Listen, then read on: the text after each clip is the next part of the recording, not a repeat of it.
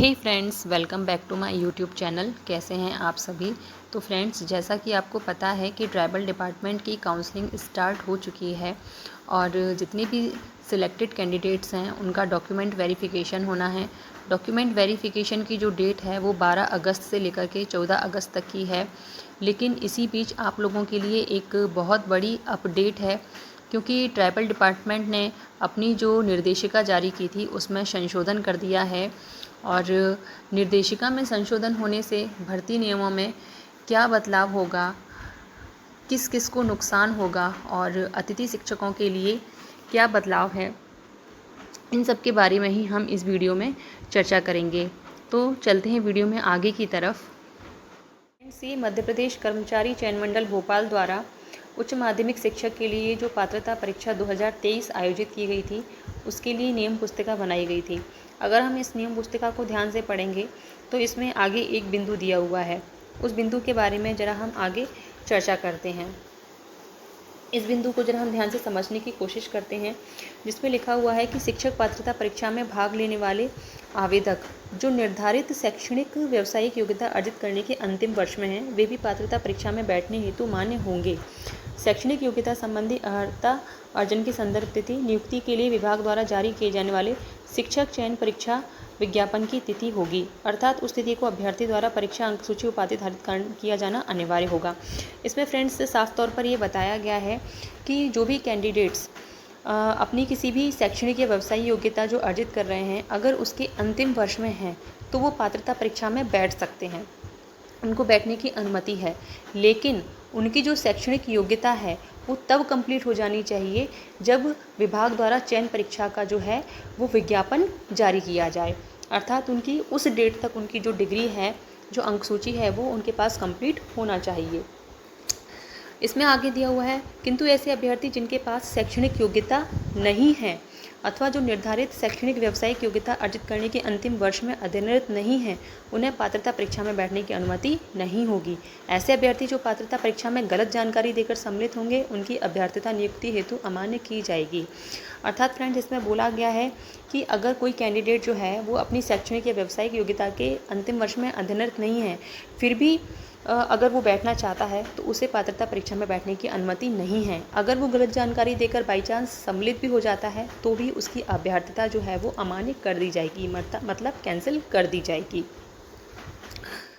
Friends, ये मध्य प्रदेश कर्मचारी चयन मंडल भोपाल द्वारा उच्च माध्यमिक शिक्षक चयन परीक्षा 2023 के लिए जारी की गई रूल बुक है।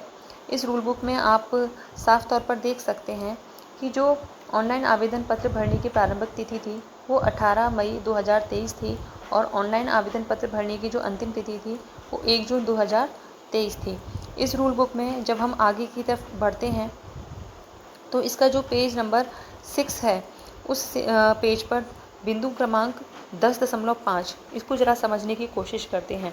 इसमें यहाँ साफ तौर पर दिया हुआ है कि शिक्षक पात्रता परीक्षा में भाग लेने हेतु यह शर्त निर्धारित की गई थी कि ऐसे आवेदक जो निर्धारित शैक्षणिक व्यावसायिक योग्यता अर्जित करने के अंतिम वर्ष में हैं, वे भी पात्रता परीक्षा में बैठने हेतु मान्य होंगे।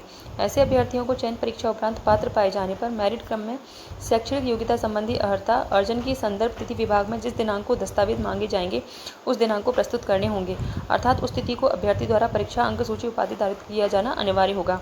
ऐसे अभ्यर्थी जिनके पास शैक्षणिक योग्यता नहीं है अथवा जो निर्धारित शैक्षणिक व्यावसायिक योग्यता अर्जित करने के अंतिम वर्ष में अध्ययनरत नहीं है और त्रुटिपूर्ण जानकारी देकर पात्रता परीक्षा में सम्मिलित होकर पात्रता अर्जित कर ली है, तो ऐसे अभ्यर्थी को गलत जानकारी देकर परीक्षा में सम्मिलित होने के कारण उनकी अभ्यर्थता नियुक्ति हेतु अमान्य की जाएगी। मतलब कि फ्रेंड्स, इसमें भी इस बिंदु पर चर्चा की गई है कि शिक्षक पात्रता परीक्षा में अगर कोई कैंडिडेट जो है अगर अपनी एजुकेशन के लास्ट ईयर में है तो वो परीक्षा में बैठ सकता है पात्रता परीक्षा में, लेकिन उसकी जो उपाधि है वो चयन परीक्षा तक जो है वो कंप्लीट हो जानी चाहिए। अर्थात जब आपका डॉक्यूमेंट वेरिफिकेशन होगा तो उस डॉक्यूमेंट वेरिफिकेशन तक आपको अपने जो डॉक्यूमेंट हैं वो कंप्लीट करके विभाग को देने होंगे। अगर आप नहीं दे पाते हैं तो क्या है, आपकी अभ्यर्थता जो है वो अमान्य कर दी जाएगी। लेकिन जनजाति विभाग ने अभी जो है वो संशोधन कर दिया है, अपना जो नया जो रूल बुक का जो नियम निर्देशिका जारी की है उसमें उसने संशोधन कर दिया है। और क्या संशोधन किया है उसके बारे में भी हम आगे चर्चा करते हैं। फ्रेंड्स, ये कार्यालय आयुक्त जनजातीय कार्य मध्य प्रदेश ने जो अपनी निर्देशिका में संशोधन किया है, ये वही संशोधित निर्देशिका के जो पॉइंट्स हैं जिनमें संशोधन किया गया है। इसमें जो पहले नंबर का पॉइंट है, इसमें मैं आपको बता देती हूँ कि ये अतिथि शिक्षकों से रिलेटेड है, जिसमें कहा गया है कि आपकी जो पहले अतिथि शिक्षक का जो भी अनुभव प्रमाण पत्र था, उसमें उसको 3 शैक्षणिक सत्र और 200 दिवस का जो है वो अध्यापन कार्य करना होता था। लेकिन जो संशोधन किया गया है उसमें ये दिया गया है कि 3 शैक्षणिक सत्र तो आपको करने ही करने हैं, 200 दिवस करने हैं, लेकिन प्रत्येक शैक्षणिक सत्र में, हर शैक्षणिक सत्र में आपको 60 दिवस की जो ड्यूटी है वो करनी होगी। अगर किसी भी अतिथि शिक्षक ने एक सत्र में 60 दिवस से कम काम किया है तो उसकी अभ्यर्थता पर विचार नहीं किया जाएगा।